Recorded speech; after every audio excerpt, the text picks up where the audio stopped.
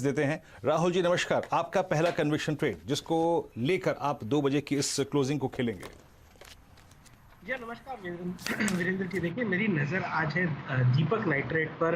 दीपक nitrate में एक लगातार 4-5 दिन के कंसोलिडेशन के बाद आज एक अच्छा ब्रेकआउट देखने को मिला है। मुझे लगता है 2410 के स्टॉप लॉस से यहाँ पर दीपक नाइट्रेट को बाय करके चलना चाहिए। ऊपर में 2500 2550 के टारगेट आते हुए दिखते हैं। ओवरऑल मोमेंटम काफ़ी हाई है, आरएसआई भी काफ़ी सपोर्टिव है 80 के ऊपर। मेरे हिसाब से यहाँ पर स्ट्रॉन्ग विल बिकम स्ट्रॉन्गर वाली थीम प्ले करेगी, तो दीपक नाइट्रेट हमारा हाई कन्विक्शन पिक रहेगा 2500 2550 के टारगेट। दीपक नाइट्राइट 2500 के टारगेट के लिए, 2550 के टारगेट के लिए 2410 के स्टॉप लॉस के साथ राहुल जी की कॉल होगी। प्रकाश गवा सर, आपका टॉप कन्विक्शन ट्रेड। मुझे लगता है मार्केट ऊपर है और हायर क्लोज मिलेगा। अगर आज हायर क्लोज मिलेगा तो कल भी हायर क्लोज मिलेगा। स्टॉक जो मैंने चुना है सेफ्टी मार्जिन है उसमें, एम्फेसिस पीएफ। एम्फेसिस का जो स्टॉक है बढ़िया है, बहुत अच्छा मोमेंटम है। इसका जो टारगेट है 3100 का है। हो सकता है आज आ जाए, हो सकता है कल आ जाएगा, लेकिन आएगा जरूर। स्टॉप होगा 3000 एम्फेसिस। चलिए यहाँ पर अब जोड़ते हैं राजेश पालविया साहब को एक्सिस सिक्योरिटीज से।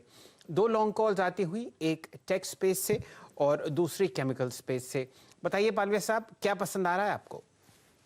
Good afternoon Shail ji, good afternoon Viren ji, good afternoon everyone on panel.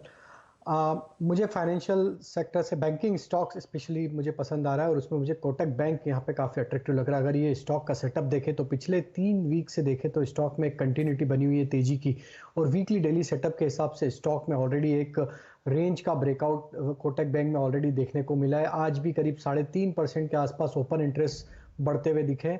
अगर इसका कॉल पुट कॉन्सेंट्रेशन डेटा भी देखें तो कॉल राइटर्स अपनी पोजीशन अनवाइंड करते हुए दिख रहे हैं लोअर स्ट्राइक में। अगर 1800 से लेकर हम 1860 सारी स्ट्राइक पे देखें तो कॉल राइटर्स ने अपनी पोजीशन वहां अनवाइंड करी, तो ये दिखाता है कि स्टॉक में यहाँ से हायर साइड का मोमेंटम बढ़ते हुए दिखना चाहिए।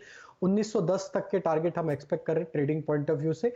हालांकि पोजिशनल टारगेट हमारे 2000 तक के, लेकिन अभी ट्रेडिंग टारगेट हम 1910 तक के यहाँ पे सजेस्ट करेंगे। 1855 के स्टॉप लॉस से कोटक बैंक बाय करने की सलाह रहेगी।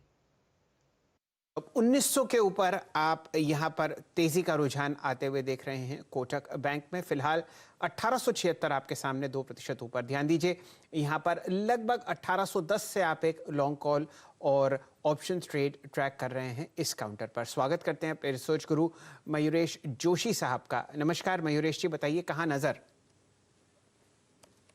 Afternoon Veeru ji, good afternoon to everyone on the panel. तो हमें लगता है, हमारी स्विंग ट्रेडिंग टीम को लगता है कि थोड़ा I think hospitals as a space पे ध्यान देना चाहिए। Apollo obviously something that we like fundamentally over a long period of time, but एक स्विंग ट्रेड के हिसाब से हमें लगता है I think Narayana Hrudayalaya NH इस पे थोड़ा फोकस देना चाहिए। ये तिमाही के जो नतीजे थे आई थिंक काफी एनकरेजिंग थे। हालांकि आई थिंक एक सब्सटेंशियल कॉन्ट्रीब्यूशन 24% के आसपास कोविड रेवेन्यूज के रिलेटेड था, but generally I think revenue increase has been quite reasonable and substantial.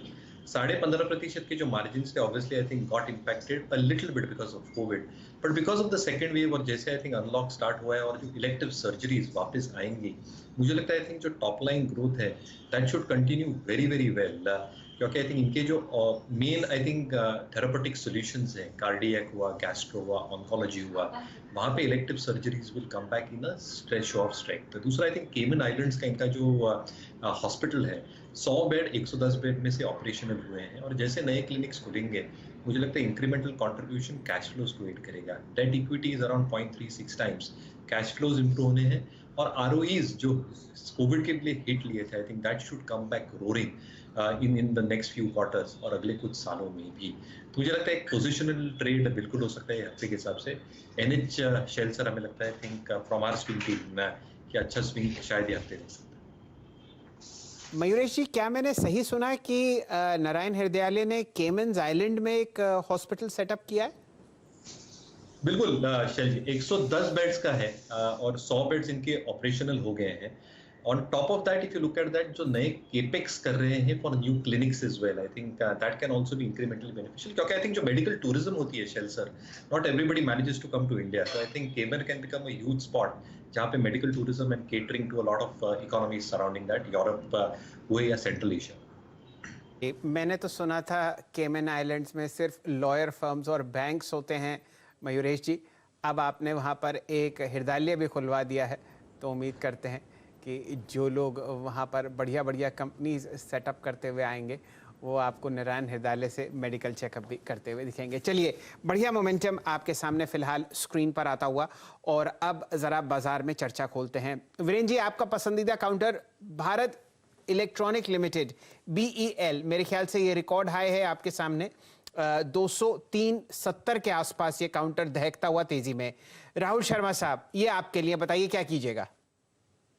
जी हाँ, देखिए PSE इंडेक्स में जो मोमेंटम है मार्केट में काफ़ी स्ट्रांग है, और यहाँ पर मुझे लगता है कि BEL ने एक बहुत ही बढ़िया 4-5 दिन का कंसोलिडेशन देकर यहाँ पर एक फॉलोअप बाइंग देखने को मिली है। तो यहाँ पर बिल्कुल बुलिश रहना चाहिए। मेरे हिसाब से PSE इंडेक्स की जो स्ट्रेंथ है कहीं ना कहीं BEL के चार्ट में दिखा रही है। मेरे हिसाब से मैं सरप्राइज नहीं होऊंगा ऊपर में 220 तक के लक्ष्य हमें भारत इलेक्ट्रॉनिक्स में देखने को मिले, तो इसे बाय करके चलिए। 196 का स्टॉप लॉस यहाँ पर आइडियल रहेगा, और मेरे हिसाब से मोमेंटम जो है एकदम बुल्स के फेवर में है। वॉल्यूम्स भी काफ़ी ज़बरदस्त है। आई थिंक यहाँ पर सारे के सारे जो टेक्निकल इंडिकेटर्स है वो सिर्फ और सिर्फ बुलिशनेस दर्शा रहे हैं। जी हाँ, बुल्स के फेवर में है अगर आप देखें स्थिति BEL।